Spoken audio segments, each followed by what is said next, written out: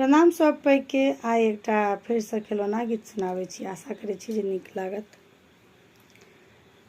बाजू बाजू बधैया भैया के अंगना, बाजू बाजू बधैया भैया के अंगना, बाजू बाजू बधैया।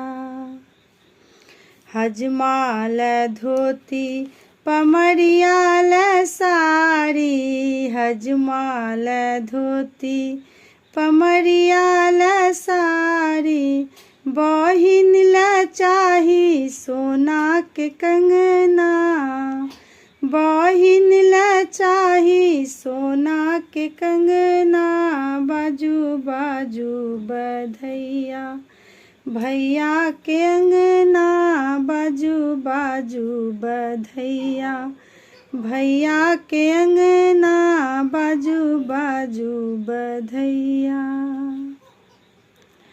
कंगना के नाम जो सुन लनी भौजी, कंगना के नाम जो सुन लनी भौजी, भौजी त गेली दोसर अंगना, भौजी त गेली दोसर अंगना, बाजू बाजू बधैया भैया के अंगना, बाजू बाजू बधैया। फेरू फेरू भैया सोना के कंगना, फेरू फेरू भैया सोना के कंगना, भौजी के आनू अपन अंगना, भौजी के आनू अपन अंगना, बाजू बाजू बधैया भैया के अंगना, बाजू बाजू बधैया।